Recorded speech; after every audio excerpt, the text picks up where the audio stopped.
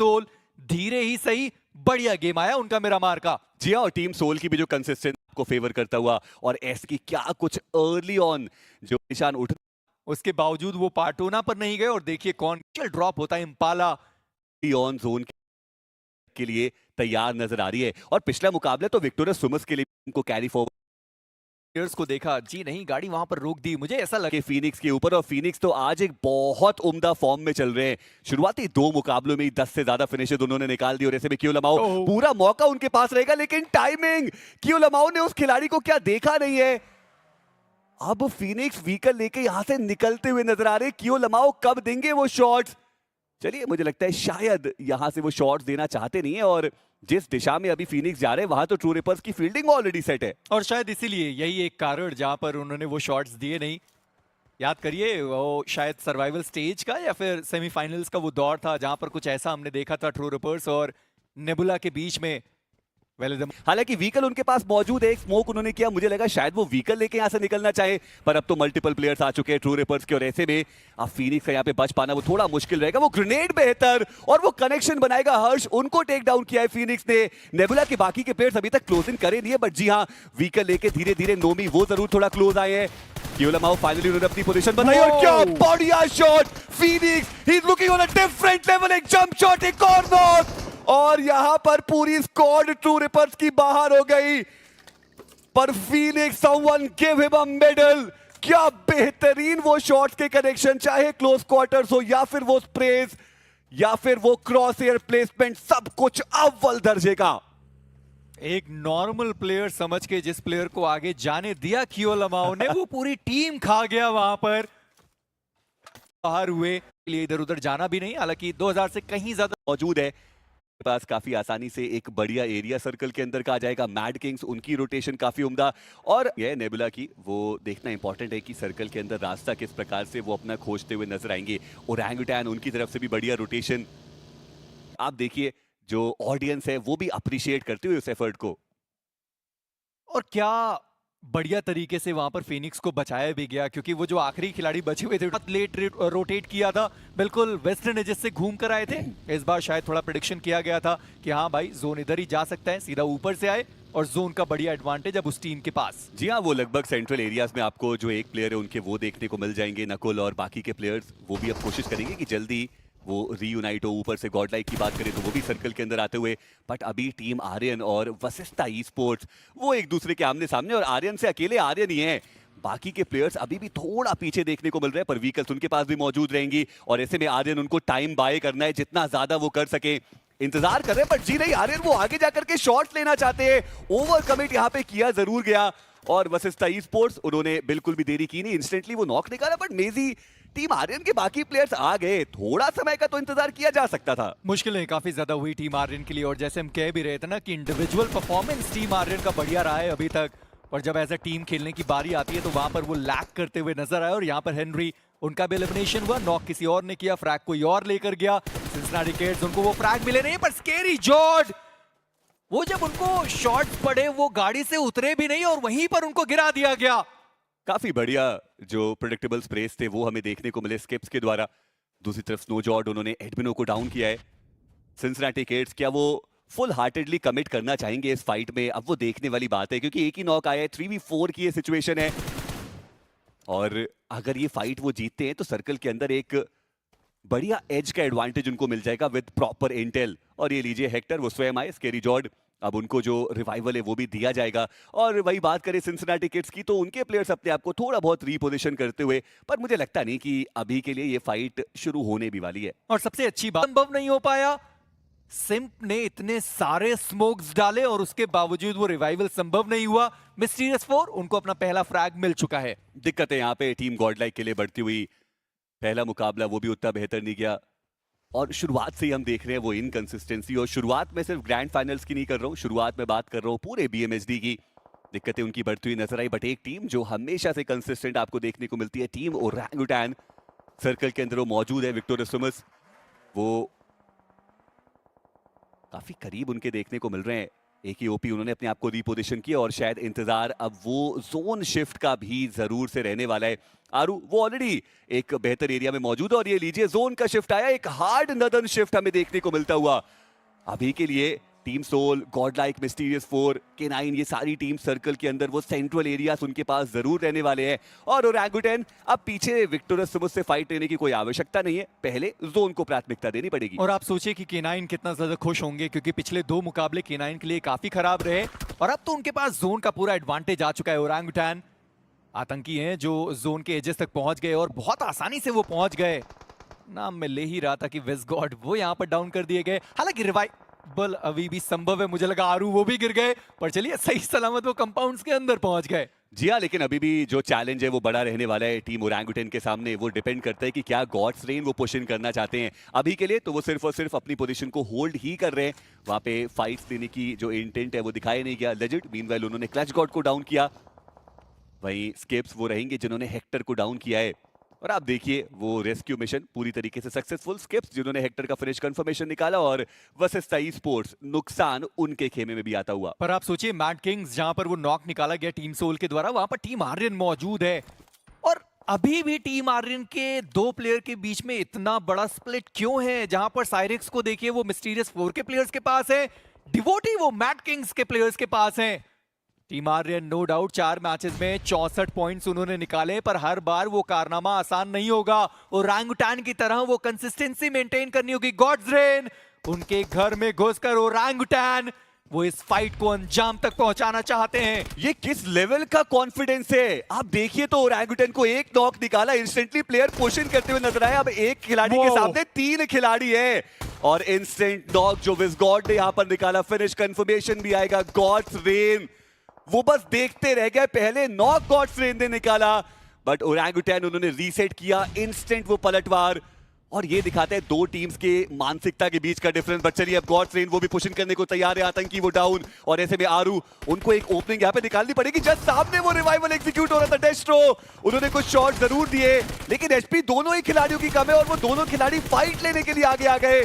डेस्ट्रो ने वो 2 finish confirmations निकाले जरूर और ओरंगुटन इस बार वो सक्षम हुए नहीं, बट उसके बावजूद जो 70 का आंकड़ा है वो छू लिया है ओजी ने। जी हाँ, वो 2 फ्रैग्स निकाले गए और वो विक्टोरियस समस के प्लेयर्स थे जो आरू का फ्रैग लेकर गए, यानी कि गॉड्स रेन उनको वो 4 फ्रैग्स मिले नहीं। और अब वसिस्ता ई-स्पोर्ट्स उनकी चुनौती आने वाली है। डेस्ट्रो एंड जस्टिन 2 प्लेयर्स मौजूद है। नेबुला उनकी रोटेशन अभी भी जोन के बाहर से चलती हुई, पर वहीं पर गॉड्स रेन जैसे हमने कहा अभी वो 3 फ्रैग्स मिले, 4था फ्रैग्स उनको मिल नहीं पाया, पर गॉड लाइक वो अभी भी जोन के बढ़िया हिस्से पर मौजूद है। 8-बिट वो जोन के हिस्से पर मौजूद और हो सकता है कि K9 एंड 8-बिट उनकी फाइट हम बहुत जल्दी देख पाए।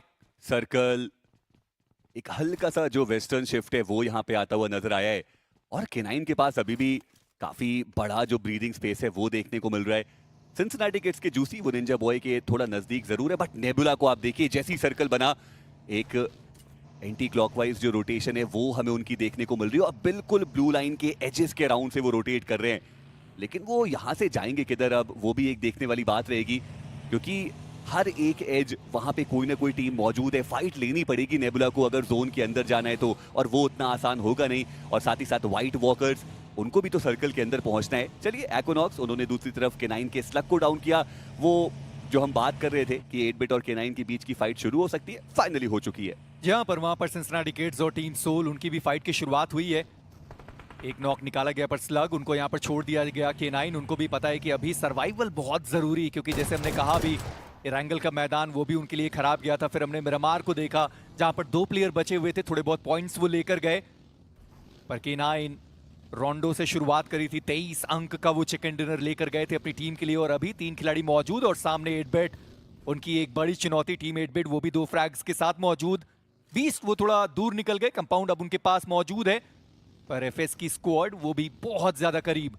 और देखिए यहाँ पे अब मौका है टीम सोल के पास, नेबुला के पास, टीम K9 के पास कि वो जो डिफरेंस बड़ा बनाया ना ओरंगुटन ने, उसको कैसे भी करके कम किया जाए। और ये बढ़िया मौका है। ओरंगुटन इस मैच से बाहर हो चुकी है, वो बहुत ज्यादा कंसिस्टेंटली खेल रहे थे। भाई वसिस्ता ई-स्पोर्ट्स की बात करें, वो सीधे टीम सोल के ऊपर स्लैम इन करने के लिए चले गए। और यहां पर देखता अहम रहेगा कि लेजेंड की पोजीशनिंग से क्या टीम वसिस्ता ई-स्पोर्ट्स वाकिफ है। दूसरी तरफ व्हाइट वॉकर्स और नेबुला के बीच की फाइट, जहां पे क्रेटोस और नोमी दोनों डाउन किए गए, बट साहिल वो डाउन है।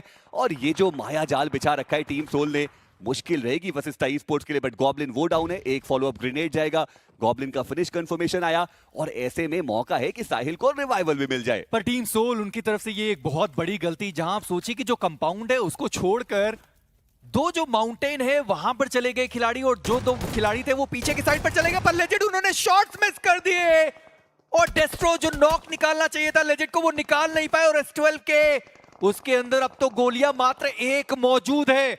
दिक्कतें यहाँ पे बढ़ती हुई वो जेटर्स हमें देखने को मिल रहे हैं। दूसरी तरफ व्हाइट वॉकर्स की आर सर उन्होंने लेवाई को डाउन किया, डेस्ट्रो स्मोक्स उन्होंने किए, थोड़ा सा टाइम वो और बाय करना चाहते हैं, बट लेजेंड उनका ये रिडेम्पशन ग्रेनेड फॉर श्योर हो सकता है। एक ग्रेनेड आगे दागा गया और जी हाँ वो बिल्कुल पिन पॉइंट ग्रेनेड जाएगा और जस्टिन उनको डाउन किया गया। एक और ग्रेनेड, अगली बारी वो डेस्ट्रो की भी हो सकती है। साइड लाइन से शॉट्स भी यहाँ पर आ रहे हैं और देखना ये है कि क्या इन 3 ग्रेनेड में से कोई भी एक जो डेस्ट्रो को यहाँ पे डाउन करा के जाए। फुटस्टेप दिया है, डेस्ट्रो ने पोजीशन उनकी रिवील्ड है और ये लीजिए एक और पिन पॉइंट ग्रेनेड। देखिए गलतियां हो जाती हैं कभी कभी, लेकिन आप रिकवर कितना बेहतर तरीके से करते हैं वो होती है निशानी एक बेहतरीन खिलाड़ी की, और लेजेंड वो दोनों फिनिशेस अपने खाते में लेके पर गए। इसी बीच विक्टोरियस समर्स उनकी भी मुश्किलें थोड़ी सी बढ़ाई जरूर गई है। स्नो जॉर्ड एचपी उनकी काफी ज्यादा डैमेज हुई है वहां पर, और माफिया उनको भी डैमेज पड़ा, अपने आप को हील करते हुए दिखाई देंगे। निंजे उनकी तरफ से वो एक ग्रेनेड, स्नो जॉर्ड एचपी शायद वो रिकवर कर चुके हैं। जी हाँ उनके पास एचपी मौजूद है, पर बनी वो खिलाड़ी सीधा ऊपर आ गया, उन्होंने देख लिया वहां पर माफिया को, माफिया वो डाउन कर दिए गए और निंजे वो एक आखिरी खिलाड़ी बचे हुए विक्टोरियस समर्स से डैमेज देने की कोशिश करेंगे, पर ओमेगा वो प्ले जोन के बाहर यहां पर एलिमिनेट हो गए और मिस्टीरियस 4 अपने 2 प्लेयर्स के साथ। निंजे एक ग्रेनेड उनके पास मौजूद जरूर है अभी के लिए, और ये लड़ाई चल रही है ईस्टर्न एज का एक हल्का सा कवर लेने के लिए, और ऐसे में वो हाइट का एडवांटेज मिस्टीरियस 4 के पास रहने वाला है। एक बढ़िया तरीके से कुक ग्रेनेड दिक्कतें बढ़ा सकता है बनी। फाइनली उन्होंने वो शॉट्स लिए और इसी के साथ विक्टोरियस समर्स इस मुकाबले में सफर उनका यहीं पे समाप्त। मात्र 2 अंक वो इस मुकाबले से लेके जा पाए और आंकड़ा उनका 31 तक पहुंच चुका है। वही अब जो जोन का शिफ्ट आया है टीम गॉडलाइक वो आपको सर्कल के अंदर देखने को मिल जाएंगे। सिम्प वो हैं जिन्होंने फीनिक्स का फिनिश कंफर्मेशन निकाला। टीम आर्यन भी जोन के अंदर है, मैड किंग्स उनको भी ज्यादा दिक्कतें नहीं होने वाली। एफएस वो नदन एज से जोन के अंदर आ चुके हैं। Team Vashisht sports, team soul, ये सारी ही टीम्स आपको सर्कल के अंदर देखने को मिल रहे हैं और अब यहां से चैलेंज बढ़ने वाला है K9 और टीम 8-बिट के लिए। जहां और व्हाइट वॉकर्स उनको भी आप काउंट कर सकते हैं। सिंसिनाटी किड्स वो भी जोन के बहुत ज्यादा बाहर है, पर बनी को देखिए व्हाइट वॉकर्स के वेजितो उनके बहुत करीब चले गए। आर्यन साइरेक्स हैं जिन्होंने अपोलो को दूसरी दिशा में डाउन किया। मैड किंग्स बहुत समय से उनके ऊपर वो प्रहार आ रहा है, पर अभी तक उनके जो चारों खिलाड़ी हैं उस लॉबी के अंदर मौजूद हैं। और एक बार फिर से जोन का एज मैड किंग्स के पास मौजूद, यानी कहीं जाने की जरूरत नहीं। अपोलो जो डाउन थे क्लच गॉड के द्वारा आसानी से वो रिवाइवल एग्जीक्यूट किया गया। पर वो जो मैं बात कर रहा था टीम सोल के स्प्लिट की, आप सोचिए कि जो मेन कंपाउंड्स थे वहां पर कोई खिलाड़ी मौजूद नहीं था। माउंटेन पर थे, दूसरे माउंटेन पर थे और वशिष्ठा ने उसका बढ़िया फायदा उठाया, पर बनी वेजितो को अकेले पकड़ा, उनका एलिमिनेशन। और वशिष्ठा स्पोर्ट्स की सर्वाइवल स्किल्स तो हमने इरांगल के मैप में भी देखी थी जब हमें यसनाया पोलियाना के आसपास का वो सर्कल देखने को मिला था। पर टीम नेबुला कुछ इस प्रकार से उन्होंने अपने खिलाड़ियों को गवाया है और जो दिक्कतें हैं वो उनकी बढ़ी काफी ज्यादा है। अभी के लिए टीम 8-बिट वो K9 के काफी ज्यादा नजदीक, और इसी फाइट की तो हम चर्चाएं भी कर रहे थे। जी हाँ, मुश्किल अब K9 के लिए थोड़ी सी ज्यादा होने वाली है, क्योंकि एक खिलाड़ी है जिनकी एचपी बहुत कम हुई और कोई और नहीं, वो 20 थे जो अभी के लिए बहुत ज्यादा फ्रैग्स निकालते हुए नजर आए। ओमेगा वो भी यहाँ से निकलने में कामयाबी हासिल करते हुए, पर मिस्टीरियस 4 उनका पलटवार आया और वहां पर एक और खिलाड़ी डाउन किया गया। पर सिंसिनाटी किड्स उन्होंने वहां पर 20 को देख लिया, 20 डाउन करे गए। टीम 8-बिट उनको भी पता है कि ये K9 के ही खिलाड़ी है, पर मिस्टीरियस 4 वो व्हाइट वॉकर्स को वहां से निकलने नहीं देना चाहते। फ्लैश उन्हें भी डाउन किया गया। काफी इंटरेस्टिंग अब यहाँ से जो फाइट्स हैं वो बनने जरूर वाली हैं। 8-बिट चलिए वो सर्कल के अंदर जरूर आए हैं, अभी भी उनके पास वो हाइट का एडवांटेज है, पर बिल्कुल एज के राउंड का जो एरिया है वो उनके पास मौजूद। दूसरी तरफ रेडन उन्होंने जूसी को डाउन किया। बनी वो अर्जुन का फिनिश कंफर्मेशन लेंगे और जूसी का जो फिनिश कंफर्मेशन है वो भी 8-बिट के खाते में ही जाता हुआ नजर आया है। सिंसिनाटी किड्स ने अभी तक का जो प्रदर्शन है वो बहुत उम्दा दिखाया। वो गुड फाइट्स और बैड फाइट्स के बीच में डिफरेंस बढ़िया तरीके से उन्होंने करके दिखाया है, पर अभी भी पॉइंट्स की आवश्यकता उनको बहुत ज्यादा रहने वाली है। और ऐसे में K9 के बीस्ट उनका समापन, ऐसा लग रहा था कि K9 के पास एक बढ़िया मौका है, सर्कल भी उनको फेवर कर रहा था, लेकिन अभी के लिए बचते हैं उनके मात्र 2 खिलाड़ी। देखिए मैं जैसे K9 के बारे में हमने हमेशा ये चर्चाएं करी है ना कि कभी भी वो भागते नहीं है। अगर सामने वो फाइट आई है तो वो फाइट एग्जीक्यूट करने की कोशिश करते हैं। पर जैसे ही उनका एक मैच खराब गया और उसके बाद हमने उनको फाइट्स को अवॉइड करते हुए देखा, पहले जब स्लग डाउन हुए कोशिश तक नहीं करी गई कि उस प्लेयर को रिवाइव किया जाए। यहाँ पर जब 20 डाउन हुए तब भी कोशिश नहीं करी गई। वो एक अच्छा निर्णय भी था क्योंकि सिंसिनाटी किड्स भी थी, टीम 8-बिट भी थी, सैंडविच होने के चांसेस बहुत ज्यादा थे। पर निंजा बॉय, क्या उनकी गाड़ी अभी भी सही सलामत है? ओमेगा गाड़ी लेकर सिंसिनाटी किड्स के बहुत ज्यादा करीब गए। ओमेगा एंड निंजा बॉय दोनों प्लेयर्स वहां पर गेट कीप जरूर कर सकते हैं। बग्गी है निंजा बॉय के पास और सामने टीम 8-बिट की वो चुनौती। क्लच गॉड उनका फिनिश कंफर्मेशन वो एफएस रोमन के खाते में गया। और आप देखिए एफएस ने अपने 2 खिलाड़ी कितना अर्ली ऑन गवाए थे, पर अभी के लिए वो 2 प्लेयर्स जो बचे हुए उनके पास पूरा जो सेंट्रल एरिया है वो रहने वाले हैं और वहां से वो वैल्यूज निकालने की भी कोशिश करते हुए। मीनवाइल मिस्टीरियस 4 की बात करें, इंतजार चल रहा है। उन्होंने एक ग्रेनेड किया वर्सेस ताई स्पोर्ट्स के प्रो को डाउन किया और बहुत देर से ये दोनों टीम्स एक दूसरे के काफी नजदीक देखने को मिल रही हैं। फाइनली अब वो फाइट का इनिशिएशन हमें देखने को मिलता है और दूसरी तरफ 8-बिट वो तैयार है सिंसिनाटी किड्स के अगेंस्ट फाइट लेने के लिए। और वहीं पर रेडन वो सबसे पहले आगे गए जहां पर निंजा बॉय पहले से ही मौजूद थे। रेडन उन्होंने निंजा बॉय को देख लिया। निंजा बॉय उन्होंने वो गाड़ी उठाई, बग्गी उठाई और वहां से वो चलते बने। उनको भी पता है कि सामने से आते हुए 4 खिलाड़ी और अकेला खिलाड़ी वहां पर मौजूद। अगर एक ग्रेनेड आता दिक्कतें उनके लिए बढ़ जाती और ओमेगा के पास चला गया वो खिलाड़ी और आर्थर जो अकेले बचे हुए थे अपनी टीम से उनको भी एलिमिनेट किया गया। पर इसी बीच मिस्टीरियस 4 उनका प्रहार सोमराज के ऊपर, सोमराज वो डाउन हुए। अच्छी खबर कि जोन आने में अभी भी समय है, रिवाइवल आसानी से हो जाएगा। और यहाँ से रेडन वो सर्कल के अंदर भी देखने को मिल रहे हैं। व्हीकल्स भी 8-बिट के पास मौजूद है। पर्नाकुल उन्होंने साहिल ओपी को डाउन किया है और वर्सेस ताई स्पोर्ट्स वो एक एक करके पूरी तरीके से बैकफुट पर स्कैरी जॉर्ड उनको भी यहाँ पे डाउन किया गया। और अब वर्सेस ताई स्पोर्ट्स से प्रो वो बचते हैं एकमात्र खिलाड़ी टीम सोल, वो अपना कंसिस्टेंट रन एक बार फिर से आगे बढ़ाते हुए। वही दूसरी तरफ एफएस के गॉडेक्स उन्होंने भी कुछ शॉट्स वहां पे लिए जरूर है। एक नॉक निकाला गया।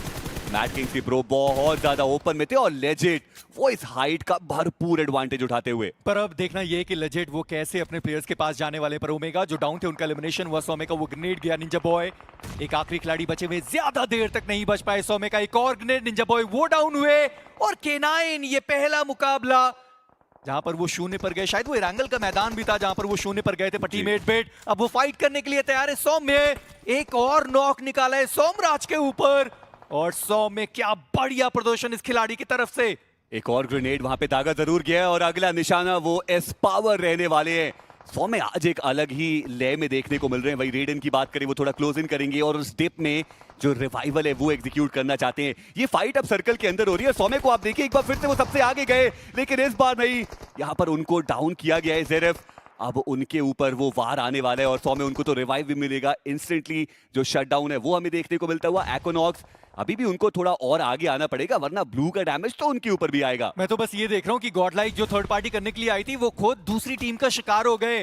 वहां पर मिस्टीरियस 4 उन्होंने उनको देख लिया और इसी बीच लेजेट उनका जो एलिमिनेशन है वो हो चुका है। बहुत दूर थे अपनी टीम से, मौका मिला नहीं कि वो अपनी टीम का हिस्सा बन पाए। पर इसी बीच रेडन उनके करीब वो ग्रेनेड जेरेफ का रेडन वो डाउन कर दिए गए और टीम 8-बिट एक्वानॉक्स के रूप में एक आखिरी खिलाड़ी बचता है अपनी टीम से जेरेफ। वो ग्रेनेड आगे की दिशा में गया नहीं है, शॉटगन उस पे स्विच किया गया पर उसका फायदा मिला नहीं और एक्वानॉक्स आसानी से वो फ्रैग्स लेकर जाएंगे अपनी टीम के लिए। पर देखना ये कि क्या वो आसानी से रेडन को रिवाइव भी दे सकते हैं क्योंकि सर्कल का एक बढ़िया शिफ्ट आया और वो 8-बिट के खेमे में ही आया है। पर टीम गॉडलाइक वो तैयार है, सिम्प वो व्हीकल लेकर के आगे बढ़ते और ऐसे में एक्वानॉक्स उनको थोड़ा समय बाय करना पड़ेगा। रेडन का क्या फिनिश वो सिम्प अपने खाते में लेके जाएंगे। जी हाँ, ये चौथा फिनिश जो जाता हुआ गॉडलाइक के खाते में और एक्वानॉक्स वो अभी भी सरवाइव कर रहे हैं। दिक्कत की बात ये कि एक्वानॉक्स वो सर्कल के बाहर है, उनको जोन के अंदर आना ही पड़ेगा और ऐसे में इट माइट बी पॉसिबल कि वो एक सरप्राइज एंट्री भी देते हुए नजर आए। एक ग्रेनेड लेकिन वो हल्का सा शॉट पड़ गया और गॉडलाइक को पता चल चुका है कि कोई तो खिलाड़ी है उनके पास। जहां पर इसी बीच स्कैरी जॉर्ड वो भी डाउन हुए। पर अब ये 1v3 की सिचुएशन होने वाली। सिम्प उनके हाथ में वो ग्रेनेड डैमेज देने की कोशिश पर गॉडेक्स वो पीछे से प्रहार करता हुआ खिलाड़ी और 8-बिट उनका एलिमिनेशन प्रो वो जोन के बाहर एलिमिनेट हो गए। टीम आर्यन डिवोटी उनका भी एलिमिनेशन हुआ इस मुकाबले से। पर मैट किंग्स अपोलो अभी भी इस मैच के अंदर और गॉडलाइक एक बार फिर से उनके पास मौका है कि इस मुकाबले को बड़ा बनाया जाए। एरांगल में भी उनके पास मौका था कि वो चिकन डिनर लेकर के जाए लेकिन वहां पर ओरंगुटैन वो थे जो उस चिकन को अपने खाते में लेकर के गए और ऐसे में टीम सोल वो भी अभी सरवाइव कर रहे हैं। हालांकि एक स्प्लिट देखने को मिल रहा है, जोकर वो वेस्टर्न साइड पे, नकुल वो सदर्न साइड पे है और मैड किंग्स इस मुकाबले में मात्र 1 अंक और 30 प्लेसमेंट पॉइंट के साथ उनको समझौता करना पड़ेगा। टीम एफएस के पास अभी भी सर्कल का वो सेंट्रल एरिया है।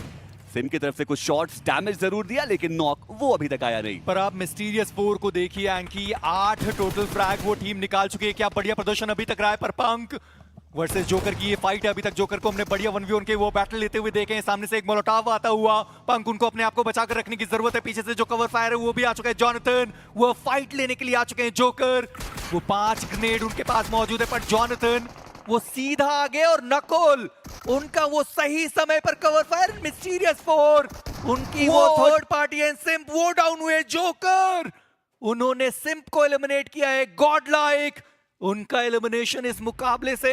और क्या बढ़िया कंपोजर वहां पे जोकर ने दिखाया, वो स्मोक के अराउंड क्या प्ले उन्होंने बनाया, बहुत ही ज्यादा उम्दा। और गॉड लाइक एक बार फिर से वो चिकन डिनर के बहुत करीब, पर एक बार फिर से बहुत दूर। और दूसरी तरफ एफएस उनका भी समापन हुआ है। मिस्टीरियस 4 वो भी काफी सारे फिनिशेस यहां से लेकर के गए, और अभी के लिए एक 1v3 की सिचुएशन है। Nakul is the last man standing, पर क्या वो जोकर को रिवाइव दे सकते हैं, वो भी देखने वाली बात। हालांकि काफी रिस्की वो रिवाइवल होगा, पर नकुल अगर वो एक और नॉक यहां से निकालते हैं, चीजें उनके फेवर में जा सकती है, बट जी नहीं, डैमेज बहुत ज्यादा आएगा।